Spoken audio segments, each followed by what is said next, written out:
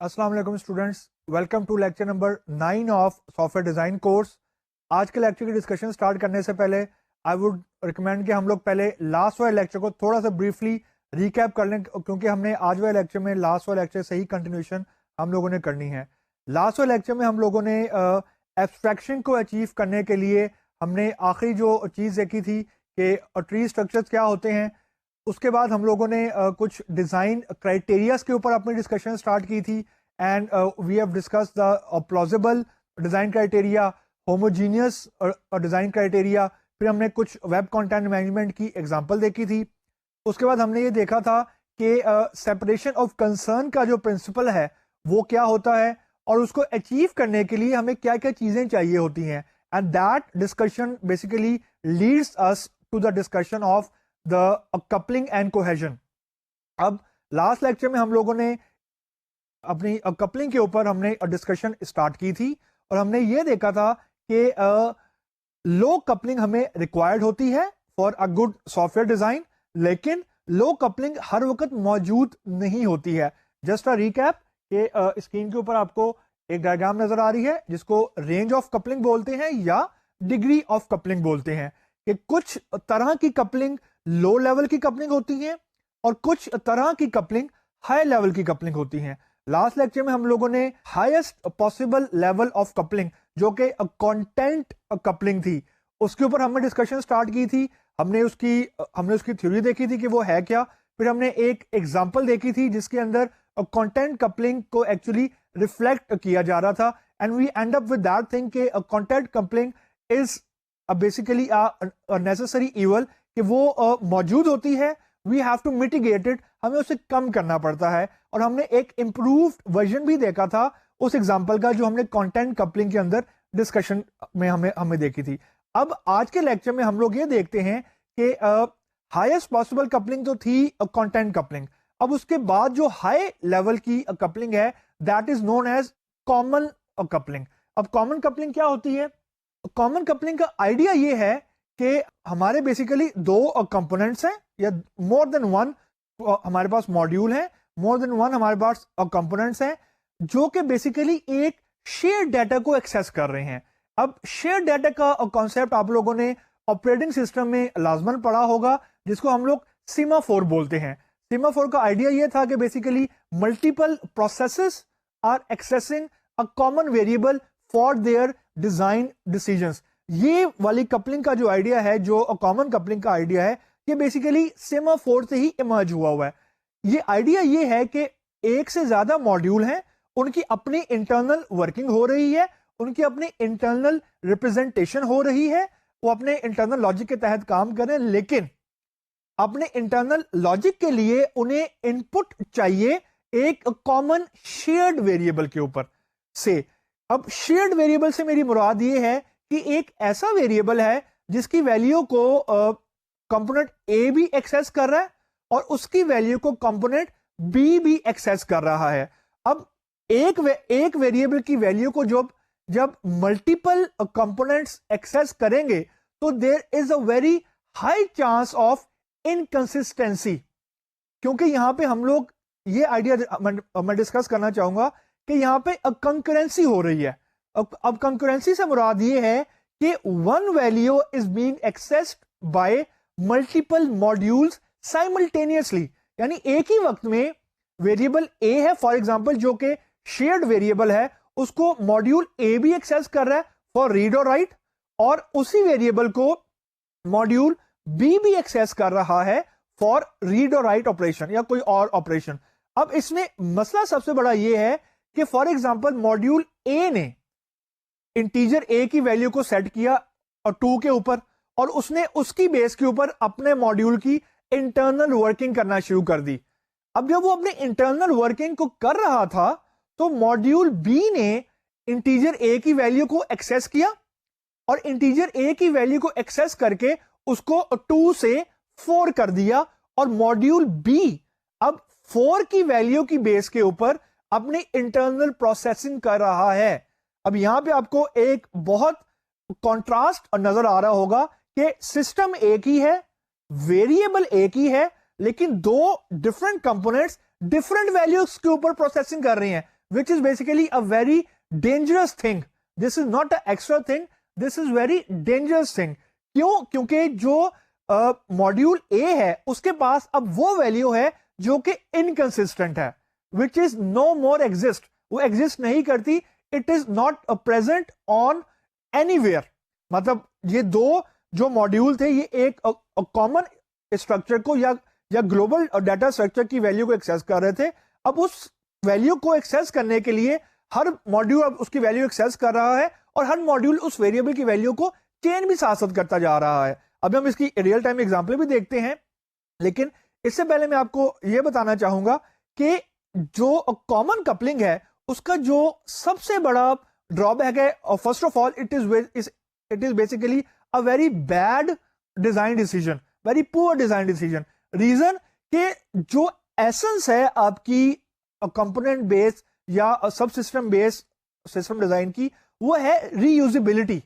जब इस तरह की चीज आपके पास आ जाएगी कि दोनों कंपोनेंट्स एक शेयर्ड वैल्यू के ऊपर डिपेंडेंट है, तो इसमें रीयूजेबिलिटी नहीं हो सकती. क्योंकि if you want to reuse component A, आपको शेयर्ड वेरिएबल से वैल्यू रीड करनी है और वो शेयर्ड वेरिएबल की वैल्यू कंपोनेंट बी भी चेंज कर रहा है, तो you can not have a very good और एफिशिएंट यूजेज ऑफ रीयूजेबिलिटी. उसके बाद जो इसका सबसे बड़ा ड्रॉबैक ये है कि ये रीडेबिलिटी को बहुत ज्यादा रिड्यूस कर देता है. रीडेबिलिटी से मेरी मुराद ये है, एक वक्त में एक वेरिएबल की वैल्यू 2 है जो कंपोनेंट ए, जो मैंने आपको शुरू में बताया, और कंपोनेंट ए समझ के बैठा हुआ है, दूसरे ही मिनट में या दूसरे ही सेकंड में कंपोनेंट बी ने उसको वैल्यू को अपडेट कर दिया. तो it is very difficult basically to maintain the status of a shared variable, a common variable. यहां पे आपके दिमाग में ये क्वेश्चन लाजमन अराइज कर रहा होगा कि एक ही तो वेरिएबल है, इसको मैनेज करने में क्या मसला है, या कोई ऐसा लॉजिक लिख लें कि उसको मेंटेन कर लें. लेकिन this is seemingly it is one variable, लेकिन उसका जो इंपैक्ट है वो एक से ज्यादा मॉड्यूल की इंटरनल वर्किंग के ऊपर हो रहा है. तो कंसिस्टेंट वैल्यू रखना एक शेयर्ड वेरिएबल की, it is not an easy task, क्योंकि उसके अंदर कंटिन्यूस अपडेट्स हो रही हैं, कंटिन्यूस चेंज हो रही है, और उसकी वैल्यू है वो इन माइक्रो सेकेंड्स, बल्कि माइक्रो नहीं मिली सेकेंड उसे कहना चाहिए, में आपकी चेंज हो रही है. तो it is very difficult to manage the change factor of the common value. तो द बॉटम लाइन इज कि जो कॉमन कपलिंग है वो हाई लेवल की कपलिंग है, हाईएस्ट पॉसिबल नहीं है. हाई लेवल की कपलिंग है, it is again not desirable, लेकिन इट डू एग्जिस्ट. जैसा मैंने आपको बताया है कि सीमाफोर है बेसिकली, वो क्या है बेसिकली, वो मल्टीपल प्रोसेसेस हैं, वो एक शेयर्ड वेरिएबल की वैल्यू को एक्सेस कर रहे हैं. अब रियल टाइम में इसकी एग्जांपल ये है कि दो कंप्यूटर है, फॉर एग्जांपल दोनों कंप्यूटर नेटवर्क के ऊपर मौजूद हैं और नेटवर्क के ऊपर एक प्रिंटर मौजूद है जो कि शेयर्ड प्रिंटर है. अब दोनों कंप्यूटर उस शेयर्ड प्रिंटर के ऊपर प्रिंटिंग की रिक्वेस्ट कर रहे हैं. तो जो कॉमन प्रिंटर है, अब उसने ये मैनेज करना है कि कौन सी रिक्वेस्ट को पहले फुलफिल करे और कौन सी रिक्वेस्ट को बाद में फुलफिल करे. अब जो सिर्फ दो कंप्यूटर हैं, अगर 30-40 कंप्यूटर या हमारे पास कुछ मतलब बहुत ज्यादा कंप्यूटर्स हो जाएं, तो प्रिंटर के लिए मैनेज करना बड़ा मुश्किल है. या in other words we need a very mature mechanism to maintain this change factor के पहले किसकी रिक्वेस्ट आई थी और पहले किसकी रिक्वेस्ट को मैंने फुलफिल करना है और किसको रिस्पॉन्ड करना है. तो ये बेसिकली कॉमन कपलिंग की एग्जांपल सीमाफोर में आपको मिलती है. मतलब ये जो कॉमन कपलिंग है, ये अगर सिर्फ सॉफ्टवेयर डिजाइन में एग्जिस्ट नहीं करता, ये आपके हार्डवेयर डिजाइन में भी एग्जिस्ट करता है, बाकी हार्डवेयर कंपनीज में भी एग्जिस्ट करता है. अब हम इसकी एक एग्जांपल देके देखते हैं. अब आपको स्क्रीन के ऊपर एक नजर आ रहा होगा कि यूजली जब हम सिस्टम्स को डिफाइन करते हैं तो हम ऑब्वियसली कंपोनेंट्स बनाते हैं. हर तरह के जब हम कंपोनेंट्स को डिफाइन करते हैं, अगर वो हार्डवेयर स्पेसिफिक हमारी है कोई सोल्यूशन है, तो उसमें एक कंपोनेंट होता है प्रोसेस कंट्रोल का. अब प्रोसेस कंट्रोल का मतलब ये होता है कि उसके अंदर मल्टीपल सोर्सेज से डाटा आ रहा है, जैसा आपको एग्जांपल में नजर आ रहा है, मल्टीपल सोर्सेज से डाटा आ रहा है और एक शेयर्ड डाटा स्टोर है या एक ग्लोबल डाटा स्ट्रक्चर है, जिसका फॉर एग्जांपल मैंने यहां पे नाम वेरिएबल ए रख दिया है. अब शेयर्ड सोर्स, मल्टीपल सोर्सेज से डाटा वेरिएबल ए के अंदर आ रहा है और multiple sources directly data right कर रही हैं शेयर्ड वेरिएबल के अंदर जो कि वेरिएबल ए है। और on the right hand side there is an idea of sync. Sync basically कुछ भी नहीं है, इसका मतलब ये है ये एक ऐसा कंपोनेंट है जो वेरिएबल ए की वैल्यू को at certain interval of time read करता है to do its internal working. तो the architecture is left hand side के ऊपर हमारे पास मल्टीपल सोर्सेज हैं जो कि डाटा को राइट कर रही हैं एक शेयर्ड वेरिएबल के अंदर। मतलब आप ये देखें कि मल्टीपल सोर्सेज तो हैं लेकिन they all are accessing a shared variable. और राइट हैंड साइड पे हमने ये देखा कि हमारे पास कुछ सिंक्स हैं और वो जो सिंक है उनकी फंक्शनैलिटी ये है कि वो डाटा रीड कर रही हैं उस शेयर्ड वेरिएबल से। अब इस आर्किटेक्चर में मसला ये है कि जब वेरिएबल ए के अंदर मल्टीपल सोर्सेज से डाटा आएगा तो उसके अंदर साइमल्टेनियस चेंज हो रहे होंगे। Within microseconds variable A की वैल्यू चेंज हो रही होगी बार बार। अब जो सिंक है which is on the right hand side उसके लिए यह बड़ा मसला होगा कि वो कौन सी वैल्यू को रीड करे। यानी for example at certain time interval sync ने वैल्यू रीड की, वेरिएबल की वैल्यू 1 थी, उसने 1 की बेस पे कोई फंक्शनैलिटी स्टार्ट कर दी। जब उसने दोबारा रीड किया वो वैल्यू 2 हो चुकी हुई थी या वैल्यू 3 हो चुकी हुई थी। तो इसमें जो बेसिक प्रॉब्लम का क्रक्स है वो ये है कि हमारे पास कोई ऐसा बिल्ट इन मैकेनिज्म नहीं है जिसके थ्रू सोर्स का डाटा राइट हो सके और सिंक जो है वो डाटा रीड कर सके इस शेयर्ड वेरिएबल का। है ये कॉमन कपलिंग की टिपिकल एग्जांपल कि मल्टीपल जो हमारे कंपोनेंट्स हैं वो एक जगह डाटा एक्सेस कर रहे हैं। अब इस ही एग्जांपल का हम एक इंप्रूव्ड वर्जन देखते हैं। अब आपको स्क्रीन के ऊपर नजर आ रहा होगा कि इंप्रूव्ड वर्जन ये कहता है कि अभी भी लेफ्ट हैंड साइड के ऊपर हमारे पास मल्टीपल सोर्सेज हैं। सोर्स 1 है, सोर्स 2 है, सोर्स 3 है। अब हमने ये किया है कि जो वेरिएबल ए था उसको बजाय हम लोग रैंडमली एक्सेस दे दें सोर्स 1, सोर्स 2 या सोर्स 3 को उसके ऊपर और सिंक को हमने एक डाटा मैनेजर का मॉड्यूल बीच में ऐड कर दिया है। अब डाटा मैनेजर मॉड्यूल का काम यह है कि वो सोर्स की रिक्वेस्ट को रीड करेगा जो कि राइट की रिक्वेस्ट है, उनकी रिक्वेस्ट को रीड करेगा, उन्हें क्यू अप करेगा और in the order of their priority वो वैल्यूज को राइट करेगा। जब तक वो वैल्यूज को राइट कर रहा है डाटा मैनेजर उस वक्त तक यानी उसके दौरान जो सिंक की रिक्वेस्ट आ रही है टू रीड द डाटा वो ब्लॉक रहेगी। This concept is known as locking. This is a way to achieve a concurrency के जो डाटा मैनेजर है अब उसका काम ये है, यानी ये लेयर हमने यहां पे इसलिए इंट्रोड्यूस कराई या ये कंपोनेंट हमने यहां पे इसलिए इंट्रोड्यूस कराया है कि to smooth the request and response flow. अब स्मूथ करने के लिए we have to make sure कि जो सोर्स वैल्यू राइट कर रहा है वो हमारी सही वाली वैल्यू हो and the value should be consistent one, और जो वैल्यू सिंक रीड कर रहा है कॉमन पूल ऑफ वेरिएबल से यानी जो हमारा ग्लोबल डाटा स्ट्रक्चर है वो उसको सही वैल्यू रीड करने को मिले।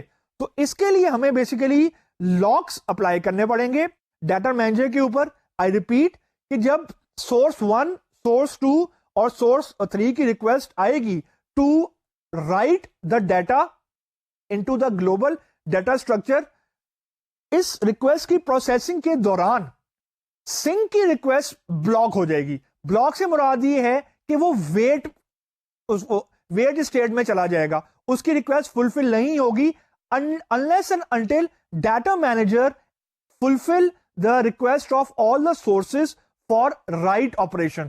जैसे ही write operation खत्म हो जाएगा सोर्सेस का डाटा अपडेटेड फॉर्म में वेरिएबल शेयर्ड वेरिएबल में आ जाएगा, उसके बाद सिंक की जो रिक्वेस्ट है टू रीड द डाटा वो फुलफिल होगी।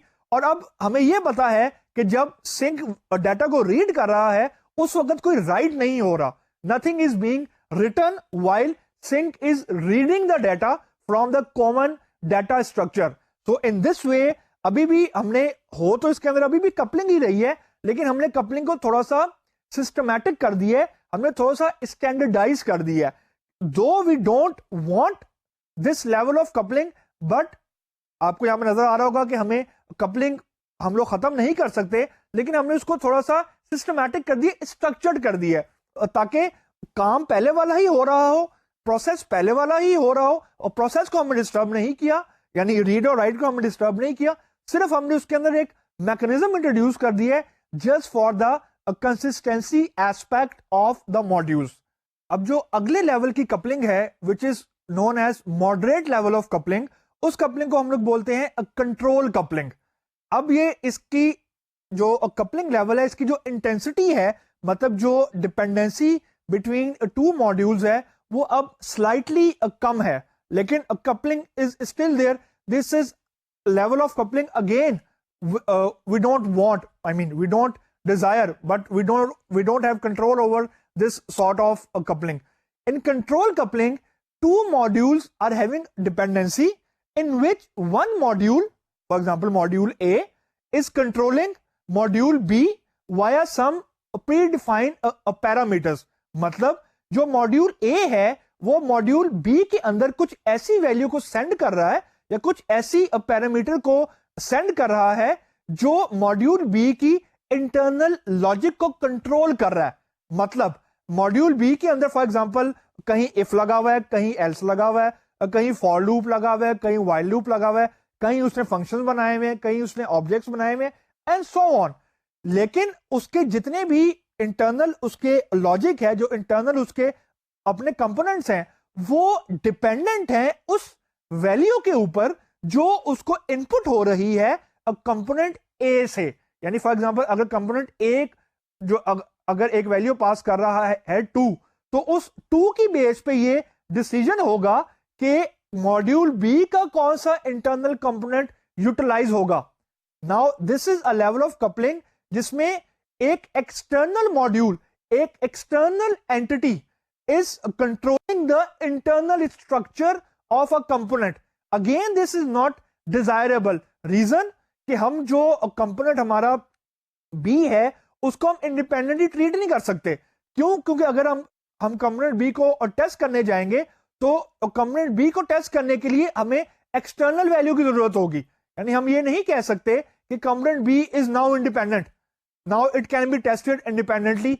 इसको हम लोग टेस्ट करके हम इसको यूज कर सकते हैं। ऐसी फंक्शनैलिटी कंट्रोल कपलिंग रिड्यूस कर देता है। लेकिन रीयूजेबिलिटी का जो फैक्टर है मतलब कंट्रोल कपलिंग के अंदर वो बहुत ज्यादा कम हो जाता है। अब इसके हम एक रियल टाइम एग्जांपल देखते हैं। सॉर्टिंग एक बड़ी कॉमन चीज है जो आपने डाटा स्ट्रक्चर में भी पढ़ी होगी, आपने प्रोग्रामिंग में इसको इंप्लीमेंट भी किया होगा, और डिफरेंट जो हमारे कोर्सेज होते हैं उसमें ये sorting is very commonly known thing. अब सॉर्टिंग क्या चीज होती है? सॉर्टिंग ये होती है कि हमारे पास कुछ चंक्स ऑफ वैल्यूज होती हैं। फॉर एग्जांपल हमारे पास एक लिस्ट है 1 to 100 रैंडमली अरेंज हुई है, और उन रैंडमली अरेंज वैल्यूज को हम सॉर्ट करना चाह रहे हैं। अब मॉड्यूल ए जो है फॉर एग्जांपल उसके अंदर वो सारी वैल्यूज पड़ी हुई हैं जो कि हमने सॉर्ट करवानी, यानी रैंडम वैल्यूज पड़ी हैं, फॉर एग्जांपल 1 to 100 पड़ी हुई हैं। और जो मॉड्यूल बी है वो एक्चुअल सॉर्टिंग परफॉर्म कर रहा है। यानी again this is a separation of concern कि एक मॉड्यूल सारी प्रोसेसिंग कर रहा है और दूसरा जो मॉड्यूल है वो डाटा कंटेन कर रहा है। यानी हमारे इस केस में module A is behaving like HTML और module B is behaving like CSS, यानी उसकी जो इंटरनल प्रोसेसिंग है वो मॉड्यूल बी जो है वो उसको हैंडल कर रहा है। अब इस केस में अगर तो हमारी जो लिस्ट है जो कि अनसॉर्टेड है वो बिल्कुल ही अनसॉर्ट है, यानी सबसे पहली वैल्यू 100 है, उसके बाद 99 है एंड सो ऑन। तो इन वैल्यूज की बेस के ऊपर मॉड्यूल बी यानी जो कि एक्चुअल सॉर्टिंग परफॉर्म कर रहा है, अब सॉर्टिंग कोई भी हो सकती है, मर्ज सॉर्ट हो सकती है, बबल सॉर्ट हो सकती है, हीप सॉर्ट हो सकती है, और जितनी तरह की सॉर्टिंग भी होती है। तो उस सॉर्टेड जो हमारी जो अनसॉर्टेड लिस्ट ऑफ वैल्यूज हैं जो कि मॉड्यूल ए कंटेन कर रहा है, वो डिटरमिन करेगा कि मॉड्यूल बी के अंदर लूप ने चलना है, इफ स्टेटमेंट ने चलना है, या उसने कोई फंक्शन कॉल करना है, कोई बिल्ट इन लाइब्रेरी को यूज करना है, या कौन सी इंटरनल लॉजिक उसने अप्लाई करनी है to sort and unsorted list. अब यहां पे आपको ये क्लियर नजर आ रहा होगा कि जो सॉर्टिंग है वो अपने आप में कुछ नहीं है। यानी मैं अगर सॉर्ट के मेथड को टेस्ट करना चाहूं तो सॉर्ट के मेथड को टेस्ट करने के लिए I need an unsorted list, या अनसॉर्टेड छोड़ें, I need a list of values जो कि चाहे सॉर्टेड हो चाहे अनसॉर्टेड हो, वो हमारा मेथड हमें बताएगा। लेकिन मेथड अपने आप में कुछ नहीं कर सकता क्योंकि उसके पास डाटा ही नहीं है। यानी उसकी जो इनपुट है वो एक्सटर्नल फोर्स पे डिपेंडेंट है। यानी अब अगर मैं इसको रीयूज करना चाहूं, इस कंपोनेंट को मैं रीयूज करना चाहूं, तो I can not reuse this component क्योंकि मुझे ये पता ही नहीं है कि ये इंडिपेंडेंटली टेस्ट भी है कि नहीं, क्योंकि मैं इसको इंडिपेंडेंटली टेस्ट कर ही नहीं सकता। अगर मुझे इसको रीयूज करना है, I have to reuse it in an integrated way, यानी मॉड्यूल ए और मॉड्यूल बी को मिला के मुझे टेस्ट करना पड़ेगा, which is again not desirable. यानी यहां से अब यह जाहिर हुआ कि जो मॉडरेट लेवल की कपलिंग है, it still creates problem, but it is better than highest and higher level of coupling. But the bottom line is we again don't desire this level of coupling. अब इसके बाद जो अगले level की coupling है, जिसको हम लोग बोलते हैं beginning of a low level coupling, यानी मॉडरेट लेवल की कपलिंग अब खत्म हो गई, अब लो लेवल की कपलिंग स्टार्ट हो गई। उसका जो सबसे पहली उसका लेवल है वो है स्टेम कपलिंग। अब स्टेम कपलिंग का मतलब ये है कि हमारे दो मॉड्यूल्स हैं, एक मॉड्यूल ए है, एक मॉड्यूल बी है। They have a relationship with each other, but this relationship is a very partial relationship. Partial relationship से मेरी मुराद ये है कि कंपोनेंट बी के कुछ हिस्से जो हैं वो कंपोनेंट ए के ऊपर डिपेंडेंट है। इससे मुराद मेरी ये है कि फॉर एग्जांपल अगर कंपोनेंट ए 10 वैल्यूज सेंड कर रहा है कंपोनेंट बी के अंदर, तो हो सकता है उन 10 वैल्यूज में से सिर्फ 2 ऐसी वैल्यूज हों जो कंपोनेंट बी को कंट्रोल कर रही हों। As contrast to the moderate level of coupling, sorted list जो अनसॉर्टेड लिस्ट थी, यानी उसकी जितनी भी वैल्यूज थी वो सारी की सारी वैल्यूज सॉर्टेड वाले मेथड को कंट्रोल कर रही थी। यानी आप ये नहीं कह सकते कि अगर आपने पहली 3 वैल्यूज को सॉर्ट कर लिया तो बाकी 97 वैल्यूज ऑटोमेटिकली सॉर्ट हो जाएंगी। नहीं, to sort 100 values you need 100 values at a particular instance of time. लेकिन as compared to stamp coupling, stamp coupling ये कहते हैं कि अगर आपके पास 10 वैल्यूज है, फॉर एग्जांपल 100 वैल्यूज आई हैं, हो सकता है उन 100 वैल्यूज में से सिर्फ 2 वैल्यूज आपके काम की हों, बाकी जो 98 वैल्यूज हैं दीज आर इररेलेवेंट। इररेलेवेंट से मुराद ये है कि these are having no impact on the functionality of module B. So at the end of the day we can say कि दोनों में, 2 मॉड्यूल्स के दरमियान कोई रिलेशनशिप एग्जिस्ट करता है, but this is a weak relationship, this is a very a partial sort of relationship, but we can not say कि there is no relationship. क्योंकि आपको अब ये फील होना शुरू हो गया होगा कि अब हम लोग हाईएस्ट लेवल ऑफ कपलिंग से लोएस्ट लेवल ऑफ कपलिंग की तरफ जा रहे हैं। मतलब हाईली बाउंडेड रिलेशनशिप से हम लोग अब लोएस्ट या लोली बाउंड रिलेशनशिप की तरफ जा रहे हैं, जिसकी सबसे पहली एग्जांपल स्टेम कपलिंग है। अब हम एक रियल टाइम एग्जांपल देखते हैं जिससे आपको स्टेम कपलिंग का अंदाजा हो जाएगा। फॉर एग्जांपल एक कस्टमर बिलिंग सिस्टम है। अब कस्टमर बिलिंग सिस्टम के अंदर आपको कस्टमर के बारे में इंफॉर्मेशन चाहिए है, यानी उसका प्रोफाइल चाहिए है, उसका नाम चाहिए, उसकी आईडी चाहिए, उसका ईमेल चाहिए और इस तरह की चीजें चाहिए। This is one aspect of a customer billing system. दूसरा जो पार्ट है या दूसरा जो कंपोनेंट है कस्टमर बिलिंग सिस्टम का, वो है बिलिंग इंफॉर्मेशन। यानी उसका बिल अमाउंट क्या है, उसके बिल की अमाउंट की डेट क्या है, यानी वो जो बिल हम उसको हैंड ओवर कर रहे हैं उसकी वैलिडिटी कितनी है। अगर वो उस ड्यूरेशन के दरमियान बिल को पे नहीं करता तो उस पर कितना सरचार्ज अप्लाई होगा, या उसको हमने कितनी एक्सटेंशन दी हुई, यानी डेडलाइन से कितने दिन बाद तक बगैर सरचार्ज के वो वैल्यू यानी उतना बिल पे कर सकता है। यानी जितनी बिलिंग की से रिलेटेड इंफॉर्मेशन है वो हमें चाहिए। अब यहां पे फॉर एग्जांपल मॉड्यूल ए है जिसने इनकैप्सुलेट की हुई है अपने अंदर इंफॉर्मेशन सारी की सारी क्लाइंट की, और जो मॉड्यूल बी है उसने इनकैप्सुलेट की हुई है अपने अंदर इंफॉर्मेशन सारी की सारी बिलिंग की। अब बिलिंग मॉड्यूल जो है वो इंडिपेंडेंटली बिल जनरेट नहीं कर सकता, रीजन बीइंग कि उसे कस्टमर का प्रोफाइल चाहिए, उसे कस्टमर के बारे में इंफॉर्मेशन चाहिए। अब आपको यहां पे नजर आ रहा होगा there is a relationship between these two components. अब अगर जो कंपोनेंट ए है, अब यहां पे मैं आपको थोड़ी सी एक टेक्निकल डिस्कशन करना चाहूंगा। There is a concept of record set. Record set कह लें उसको, डाटा स्ट्रक्चर कह लें, या उसको आप रो सेट कह लें। इसका मतलब ये है कि हमारे पास एक ऐसा रिकॉर्ड सेट है जिसके अंदर मल्टीपल कंपोनेंट्स हैं, मल्टीपल उसके पार्ट्स हैं। यानी हमारे पास एक डेटाबेस की रो है जिसमें कस्टमर आईडी भी मौजूद है, कस्टमर नेम भी मौजूद है, उसका एड्रेस मौजूद है, ईमेल मौजूद है, एनआईसी नंबर मौजूद है, पासपोर्ट नंबर हो सकता है मौजूद हो, सेल नंबर मौजूद हो, उसके नंबर ऑफ सिबलिंग्स हो एंड अदर इंफॉर्मेशन। अब जो कंपोनेंट ए है उसने सारे का सारा डाटा स्ट्रक्चर, सारे का सारा रो, सारे के सारी रिकॉर्ड सेट, यानी जिसके मल्टीपल कंपोनेंट थे जो मैंने अभी बताए हैं, वो सारे के सारे उसने पास ऑन कर दिए हैं मॉड्यूल बी को। अब जो मॉड्यूल बी है उसने सारे के सारे वैल्यूज को रिसीव तो कर लिया है, लेकिन उसके जो काम के थे वो हो सकते हैं सिर्फ कस्टमर नेम और एड्रेस हो, क्योंकि कस्टमर नेम से हमें पता लग जाएगा कि ये किस कस्टमर का बिल है, और कस्टमर एड्रेस से पता लग जाएगा कि हमने ये कस्टमर जो ये बिल है ये किस एड्रेस पे मेल करना है। जो बाकी के एट्रीब्यूट है, लाइक उसका एनआईसी नंबर, लाइक उसका फोन नंबर, लाइक उसका कस्टमर आईडी, ये हो सकता है कि ये अननेसेसरी इंफॉर्मेशन है। नाउ अब यहां पे आपको एक लूजली या अब यूं कह ले लो लेवल ऑफ कपलिंग एग्जिस्ट करती है।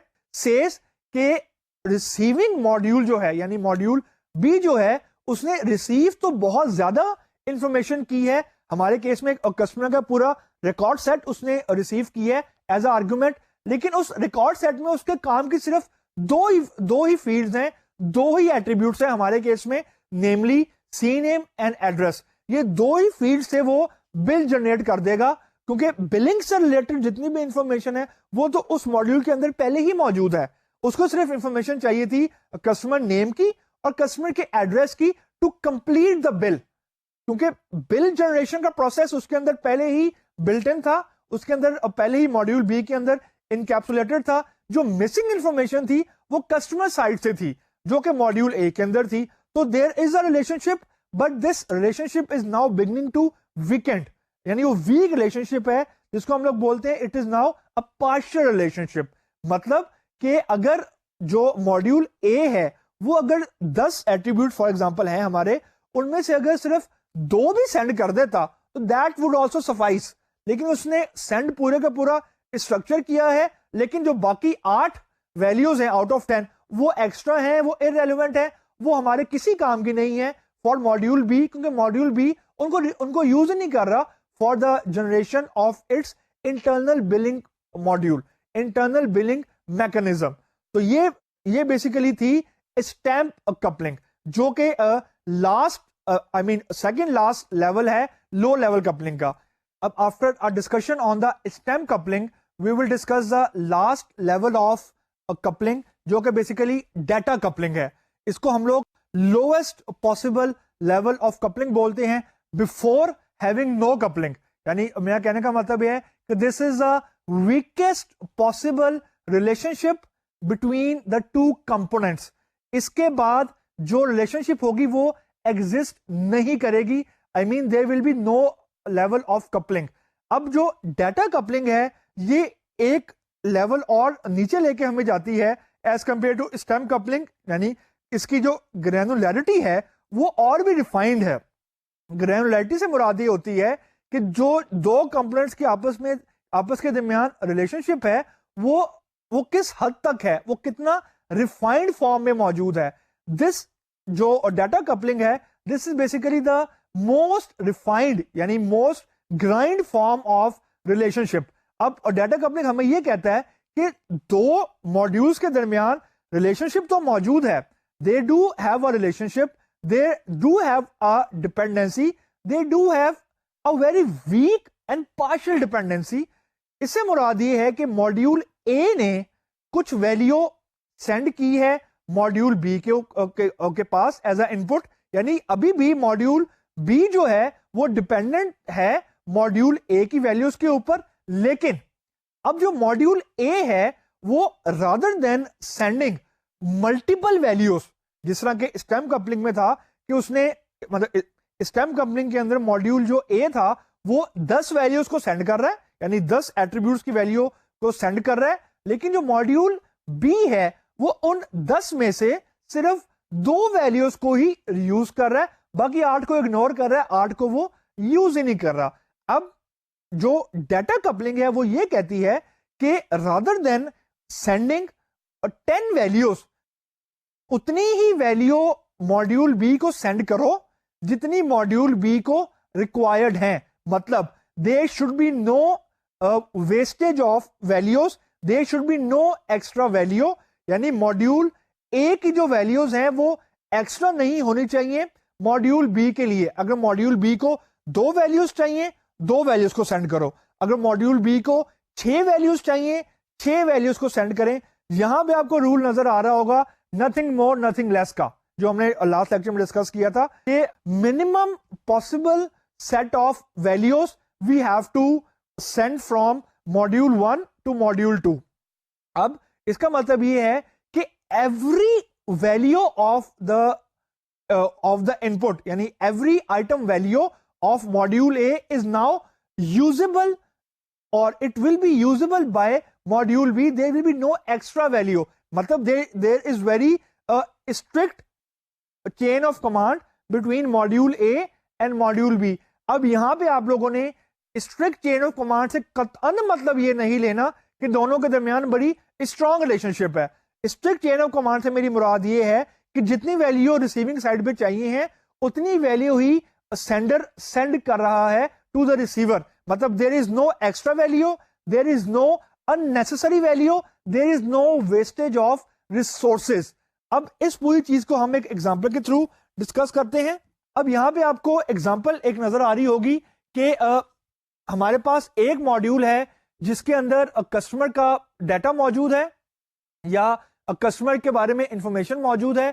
फॉर एग्जांपल मॉड्यूल ए है, और जो मॉड्यूल बी है उसके अंदर कस्टमर का एड्रेस मौजूद है, यानी one module is इनकैप्सुलेटिंग the customer profile, यानी उसकी आईडी, उसका नेम एंड उसका ईमेल एंड अदर थिंग। और जो मॉड्यूल बी है वो हमें स्पेसिफिकली एड्रेस के बारे में बताता है किसी एक पर्टिकुलर कस्टमर के।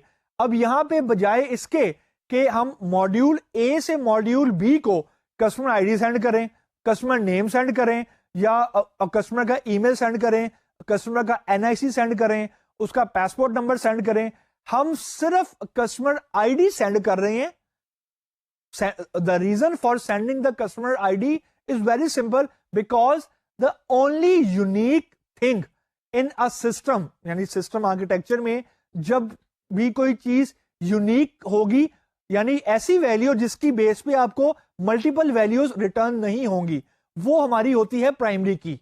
या अब ये चीज तो है डेटाबेस की, लेकिन मैं इसको यहाँ पे थोड़ा सा डिस्कस करना चाहूंगा। अगर हमारे पास 10 कस्टमर्स हैं, अगर हमारे पास 10 क्लाइंट्स हैं, हो सकता है 10 में से 5 क्लाइंट का नाम अली हो और 5 का नाम हो सकता है कि अहमद हो।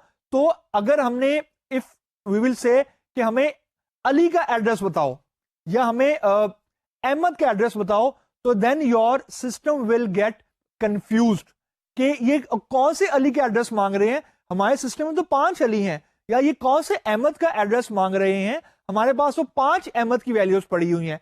Here the concept of ID will come, I mean the concept of a primary की विल कम। जो अ प्राइमरी की है, इट इज दैट वैल्यू या it is a collection of that value which will ensure uniqueness. यानी ये बिल्कुल वैसे ही है कि जो स्टूडेंट आईडी होती है, एम्प्लॉय आईडी होती है, कार की आईडी होती है, या आपका पासपोर्ट नंबर होता है, आपका एनआईसी कार्ड नंबर होता है, which is unique across the country, या यूं कहना चाहिए यूनिक अक्रॉस द ऑर्गेनाइजेशन। अगर पासपोर्ट वगैरह है तो यूनिक अक्रॉस द वर्ल्ड। तो अगर आपके पास 10 अली भी मौजूद हैं सिस्टम के अंदर, तो there will be no way that 2 अली should have same value of their customer ID. ऐसा बिल्कुल नहीं हो सकता। अगर ऐसा है तो आपने प्राइमरी की गलत आइडेंटिफाई की हुई है, यानी आपके सिस्टम की डिजाइनिंग करते वक्त there is some sort of flaw you are left with. इसको हम लोग उर्फे आम बग बोलते हैं। तो जो कस्टमर इन्फो का मॉड्यूल है उसने customer ID as a input send की है कस्टमर एड्रेस के मॉड्यूल के अंदर, क्योंकि उसको यह पता है कि कस्टमर आईडी ही ऐसा एट्रीब्यूट है या कस्टमर आईडी ही ऐसी वैल्यू है जो मुझे हमेशा कंसिस्टेंट और exact and correct value return करेगा। हो सकता है कि दो अली डिफरेंट एड्रेसेस पे रहते हो, लेकिन we have to make sure कि जिस अली की रिक्वेस्ट हम डिमांड कर रहे हैं वही अली हमें उसी अली की वैल्यू हमें रिस्पांस के तौर पर भी आए फ्रॉम द एड्रेस मॉड्यूल। तो यू विल सी हियर कि हमने सिर्फ कस्टमर आईडी सेंड की है, कोई हमने और एक्स्ट्रा इंफॉर्मेशन सेंड नहीं की to the customer address module, और इन रिटर्न हमें कस्टमर का एड्रेस रिस्पांस के तौर पर मिल गया है from a particular module from that module. यानी अब आपको यह नजर आ रहा होगा कि स्टैम्प कपलिंग के अंदर हमने कस्टमर आईडी के साथ 5-6 चीजें और भी सेंड कर दी थी, लेकिन जो डाटा कपलिंग है उसके अंदर हमने 5-6 चीजें कोई सेंड नहीं की, सिर्फ एक चीज को हमने सेंड की है और एज अ रिस्पॉन्स हमें एक चीज ही वापस आई है। अब यहां पे मैं थोड़ा हाईलाइट ये करना चाहूंगा कि जब हमने एक पैरामीटर को सेंड किया है, दिस डज नॉट मीन कि आपको रिटर्न भी एक ही वैल्यू होगी। हो सकता है आपने कस्टमर आईडी को सेंड किया हो, रिस्पॉन्स में आपको कस्टमर एड्रेस भी आया हो, उसकी हो सकता है फोन नंबर भी आया हो सकता है उसका स्ट्रीट नंबर भी आया हो, and so on. So the point is there is no coherent relationship between the request and response. हो सकता है कि आपने रिक्वेस्ट में दो वैल्यूज को आपने सेंड किया हो और रिस्पॉन्स में आपको हो सकता है एक वैल्यू आई हो सकता है आपने कस्टमर आईडी और एनआईसी दोनों सेंड कर दिए हो और आपको रिस्पॉन्स में सिर्फ कस्टमर आईडी आया हो, क्योंकि हो सकता है कि किसी कस्टमर का पासपोर्ट नंबर या एनआईसी नहीं बना हो, लेकिन जो कस्टमर आईडी है वो तो उसको सिस्टम ने असाइन की है, तो वो तो लाजमन एग्जिस्ट करेगी। तो ये यहाँ पे हम लोग की डिस्कशन जो कपलिंग किससे रिलेटेड है, यानी डिफरेंट लेवल ऑफ कपलिंग है, वो हमारी खत्म होती है। आई विल जस्ट रीकैप कि जो हमने कपलिंग में देखा है, basically we start up with the highest level of coupling जो कि कंटेंट कपलिंग थी।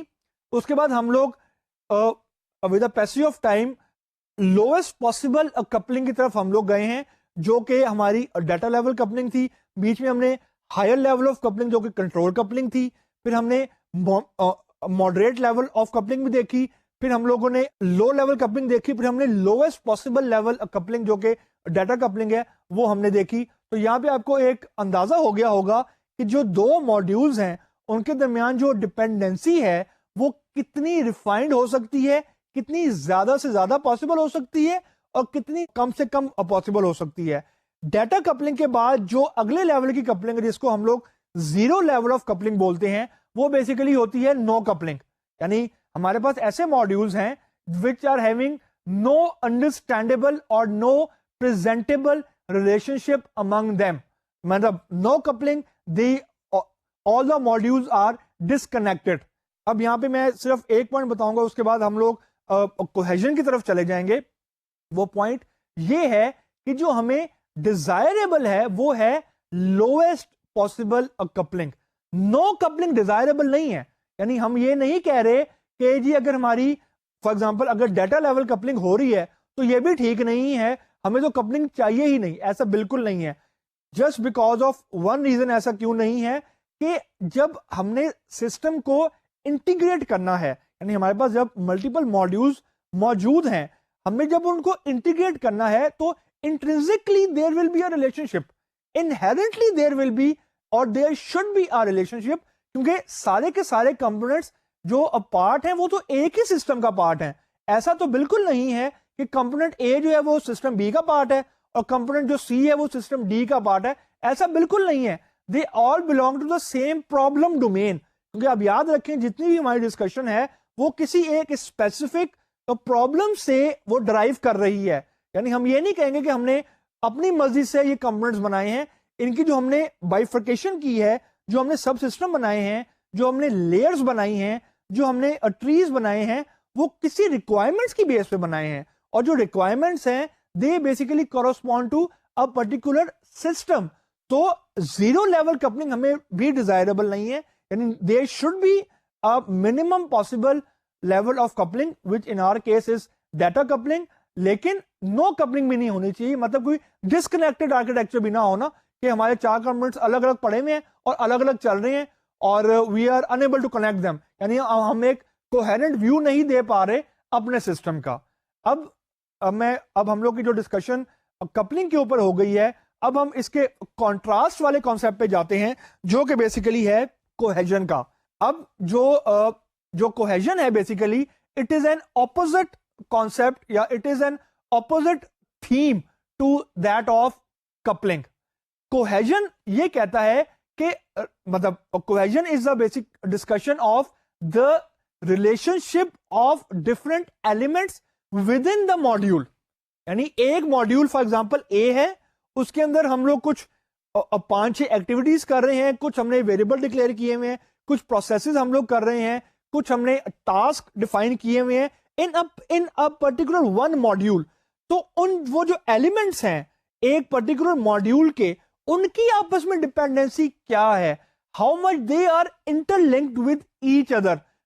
एंड इन आवर केस या जेनेरिक केस में we want a loosely coupled system but we want a highly cohesive system, यानी high cohesion is desirable as contrast to loosely coupled, यानी loose coupling के contrast में हमें higher level of cohesion चाहिए होती है। because this we need because we want an integrated view of the system, change mechanism जो है हम उसको हैंडल कर सकें, और जो एक्सटेंशन हमारे सिस्टम में होनी है, क्योंकि एक्सटेंसिबिलिटी हम अभी डिस्कस करेंगे आज के लेक्चर में आगे जाके, कि जब हमारा एक सिस्टम बन जाता है तो वो सारी जिंदगी उस सिस्टम ने एज इट इज नहीं रहना, सिस्टम में नई फीचर्स ऐड होंगे, सिस्टम में नई फंक्शनैलिटीज ऐड होंगी, सिस्टम में नई चीजें हमने ऐड करनी है समवेयर डाउन द रोड। तो हमारे जो मॉड्यूल्स हैं वो ऐसे होने चाहिए कि वो एक्सटेंशन को एकोमोडेट कर सकें। दूसरी चीज जो हमें, जिस चीज के लिए हमें कोहेजन चाहिए वो ये है कि हमारी जो एफर्ट है टू कंडक्ट द टेस्टिंग, यानी टेस्टिंग करने के लिए जो हमें एफर्ट रिक्वायर्ड है वो अगर हमारा हाईली कोहेसिव सिस्टम होगा तो और टेस्टिंग एफर्ट बहुत कम होगी as compared to low level of cohesion between different modules. अब यहां पे एक बात याद रखिएगा कि जो कोहेजन है ये हाईली प्रमोट करता है रीयूजेबिलिटी के कॉन्सेप्ट को, जिस तरह जो लूज कपलिंग है वो प्रमोट करती है सेपरेशन ऑफ कंसर्न को, हाई कोहेजन प्रमोट करता है और ये हाईली प्रमोट करता है रीयूजेबिलिटी के कॉन्सेप्ट को। बिकॉज अगर हमारे जो एलिमेंट्स हैं आपस में बड़े टाइटली निटेड हैं, बड़े हाईली इंटीग्रेटेड हैं, तो हम उन कंपोनेंट्स को और जगह बड़े इजीली और बड़े कंपैटिबल तरीके से यूज कर सकते हैं, क्योंकि उनकी internally they are very highly bounded. तो basically to sum up the discussion of cohesion is basically the interdependency of the elements within a particular module. अब हमारी जितनी भी डिस्कशन होगी वो इंटरनल टू द मॉड्यूल होगी, external to the module नहीं होगी, यानी we won't be discussing any sort of inter module dependency, inter module communication, क्योंकि इस पे हम लोग अच्छी खासी डिस्कशन कपलिंग के अंदर कर चुके हुए हैं। अब हम सिर्फ ये देखेंगे कि एक मॉड्यूल के अंदर के जो एलिमेंट हैं उनकी आपस में क्या रिलेशनशिप है, how well they are connected, how well they are knitted and how well they are integrated. जिस तरीके से डिग्री ऑफ कपलिंग की एक डायग्राम हमने देखी थी या रेंज ऑफ कपलिंग हमने देखी थी, बिल्कुल उसी तरीके से there is a degree of cohesion या there is a range of cohesion also exist. अब यहां पे आपको एक एरो नजर आ रहा होगा जो लो कोहेजन से हाई कोहेजन की तरफ जितनी लेवल होती हैं कोहेजन की वो शो कर रहा है। Highest possible cohesion which is desirable वो फंक्शनल एंड इंफॉर्मेशनल है। उसके बाद जो हमें यानी उसके बाद का जो लेवल है जो कि हायर है वो सीक्वेंशियल कोहेजन है। उसके बाद जो मॉडरेट लेवल की कोहेजन है वो कम्युनिकेशनल है। उसके बाद एक इंटरमीडिएटरी किस्म की कोहेजन है जो हाई कोहेजन और लो कोहेजन के ब्रिज के ऊपर एग्जिस्ट करती है, वो है प्रोसीजरल कोहेजन। और फिर हम लोग आ जाते हैं लो लेवल कोहेजन वाले फेज में, जिसमें सबसे ऊपर यानी जो हायर लोअर साइड पे ऊपर है वो है टेम्पोरल कोहेजन। फिर उसके बाद है लॉजिकल कोहेजन और लोएस्ट पॉसिबल कोहेजन है कोइंसिडेंटल कोहेजन। ये डायग्राम बेसिकली आपको ये रिप्रेजेंट कर रही है कि we want to achieve high cohesion which is highly desirable, लेकिन हाई कोहेजन को अचीव करने के यानी high cohesion is not always achievable. This is what we desire, because यहां पे अभी हम आगे जाकर डिस्कशन में देखेंगे कि दिस सॉर्ट ऑफ कोहेजन या this thing is highly dependent on the internal logic which is made by the programmer. अब जो प्रोग्रामर है उसकी लॉजिक को हम कंट्रोल नहीं कर सकते, तो cohesion is very much dependent on human brain as opposite to coupling. जो कपलिंग है वो तो दोनों की बातचीत पर डिपेंडेंट करती है, दोनों मॉड्यूल्स की, लेकिन ये विद इन अ मॉड्यूल कैसे वर्किंग हो रही है उसको ये शो कर रही है। और फिर अब हम ये देखेंगे कि अगर हाईएस्ट पॉसिबल कोहेजन अचीव नहीं हो रही तो up till what degree of cohesion we can achieve. अब यहां पे आपको एक चीज और जस्टिफाई होती हुई नजर आएगी कि जैसा मैं अपने प्रीवियस लेक्चर्स में बोलता आ रहा हूं कि there is no concept of good design, there is no concept of bad design. Just like that there is a degree of cohesion, यानी गुड डिजाइन का भी कुछ एक डिग्री है, बैड डिजाइन का भी एक डिग्री है। यहां पे भी हम हमेशा रिलेटिव टर्म्स में बात करते हैं, just because of one reason कि कोई स्ट्रिक्ट रूल एग्जिस्ट नहीं करते in software industry for specific software designing purposes. तो हम लोग हमेशा रिलेटिविटी की टर्म में बात करते हैं कि हमने इतने डिग्री ऑफ कोहेजन अचीव कर ली है, हमने इतने लेवल ऑफ कोहेजन अचीव कर ली है, और उससे हम फिर ये इनुमरेट करते हैं, उससे हम ये चीज इमर्ज करवाते हैं कि हाँ हमारा डिजाइन कुछ हद तक स्टेबल है क्योंकि इसमें इतने लेवल ऑफ डिग्री एग्जिस्ट करती है। अब डिग्री ऑफ कोहेजन को जज करने का भी डिफरेंट है पैरामीटर्स, वो हम अगले लेक्चर्स में देखेंगे। अभी हम ये देखते हैं कि लेवल ऑफ जो कोहेजन हैं वो कौन कौन से हैं। जो लोएस्ट पॉसिबल कोहेजन लेवल है जो कि हाईली अनडिजायरेबल है। यहां पे आपने कंफ्यूज नहीं होना, लोएस्ट कपलिंग तो डिजायरेबल होती है लेकिन लोएस्ट कोहेजन कभी भी डिजायरेबल नहीं होती। लेकिन practically speaking on the face of it this level of cohesion do exist, यानी we can not rule out the possibility of having lowest possible cohesion which is coincidental cohesion. अब as the name suggest coincidental, इसका name बड़ा after very thought process रखा गया है। Coincidence का मतलब ये होता है कि बाय चांस, मतलब हमारे इंटरनल मॉड्यूल के अंदर कुछ ऐसी एक्टिविटीज लिख दी गई हैं, कुछ ऐसे प्रोसेसेस लिख दिए गए हैं, कुछ ऐसी लाइन ऑफ कोड यूं कह लें लिख दिया गया है जो ड्यू टू मेयर चांस वहां पे एग्जिस्ट करते हैं, but they are not having very meaningful relationship. उनमें कोई लिंक एग्जिस्ट नहीं करता, लेकिन बाय मिस्टेक तो नहीं मैं कहूंगा, लेकिन बाय चांस वो एक मॉड्यूल का पार्ट बन गए हैं। यानी हर लाइन जो है, यानी हर जो एक्टिविटी है उसकी फंक्शनैलिटी अलग है, उसकी दूसरी एक्टिविटी के ऊपर कोई डिपेंडेंसी नहीं है। This is basically a very bad design. This is basically not a good design decision कि हम अनरिलेटेड चीजों को इकट्ठा कर दें एक मॉड्यूल के अंदर और फिर हम कहें कि हमारा मॉड्यूल एक कोहेसिव व्यू दे रहा है। This is not what we want, because in this sort of scenario चीजें तो हमारी मॉड्यूल के अंदर मौजूद हैं, डिफरेंट प्रोसेसेस हो रहे हैं, डिफरेंट एक्टिविटीज हो रही हैं, लेकिन उनमें कोई रिलेशनशिप नहीं है। Just to give you an impact, just to give you an example, for example हमारा एक मॉड्यूल है, फॉर एग्जांपल मॉड्यूल ए, उसके अंदर हमने ये कमांड दी कि प्रिंट नेक्स्ट लाइन, यानी इसको हम लोग फॉर एग्जांपल सी लैंग्वेज में बोलते हैं बैकस्लैश n, जावा में ही बोलते हैं बैकस्लैश n।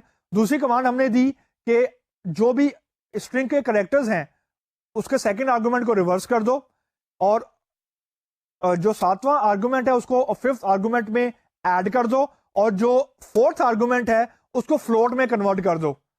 यानी हमारे पास एक मेथड है जिसमें एक स्ट्रिंग आ रही थी और उस स्ट्रिंग के डिफरेंट पैरामीटर्स के ऊपर हमने कुछ अपनी एक्टिविटीज को परफॉर्म किए। अब यहाँ पे आपको ये नजर आ रहा होगा कि एक्टिविटीज तो हो रही हैं 4, लेकिन उनमें कोई रिलेशनशिप नहीं है। मतलब मैं अगर रिवर्स स्ट्रिंग इंडिपेंडेंटली भी करना चाहूं ऑफ एडिशन तो हो जाएगी, मैं अगर एडिशन करना चाहूं irrespectively of conversion of the 4th argument to float वो फिर भी हो जाएगी, मैं अगर प्रिंट लाइन करना चाह रहा हूं irrespective of the rest of the 3 activities वो हो जाएगी। लेकिन ड्यू टू मेरे चांस हो सकता है कि उन्होंने ये कहा हो कि जी, और डिजाइन करते वक्त लोगों ने ये कहा हो कि जी इसमें एक आर्गुमेंट आ रहा है तो इसी मॉड्यूल में ये सारी फंक्शनैलिटी हम डाल देते हैं, क्योंकि ये सारी की सारी फंक्शनैलिटी एक ही आर्गुमेंट की बेस पे तो हो रही हैं। और this can be one justifiable logic, but this is wrong. Wrong से मुराद है this is again a bad design decision कि हम अनरिलेटेड चीजों को क्यों इस आर्गुमेंट के अंदर या क्यों इस मॉड्यूल के अंदर इंकलकेट कर रहे हैं, क्योंकि इनमें कोई मीनिंगफुल रिलेशनशिप ही नहीं है। कोहेजन है, मैं मानता हूं कोहेजन इज देयर, लेकिन it's a very bad level of cohesion, low level of cohesion. Last में जो लाइन लिखी है हमने जानबूझ के लिखी है कि all the above functions have no relationship but they are in the same module just by chance. यानी सिर्फ कोइंसिडेंस की वजह से ये एक मॉड्यूल का पार्ट बन गए हैं, लेकिन इनको एक मॉड्यूल का पार्ट बनना नहीं चाहिए था। क्यों इसलिए नहीं बनना चाहिए था कि ये सारे के सारी functionality independently of each other भी हो सकती है। अब आपको मैं जब हमने कोहेजन की डिस्कशन स्टार्ट की तो मैंने सबसे पहले ये कहा था कि हम ये देखेंगे कि एलिमेंट्स की विद इन अ मॉड्यूल आपस में कितनी डिपेंडेंसी है। यहां पे तो हमें जीरो डिपेंडेंसी नजर आ रही है between the different processes of a module. तो this is basically lowest level of cohesion which is highly undesirable. हम अपनी डिस्कशन आज यहीं पे खत्म करते हैं और अगले लेक्चर में हम अपनी डिस्कशन यहीं से कंटिन्यू करेंगे। आज के लेक्चर के लिए इतना ही। खुदा हाफिज।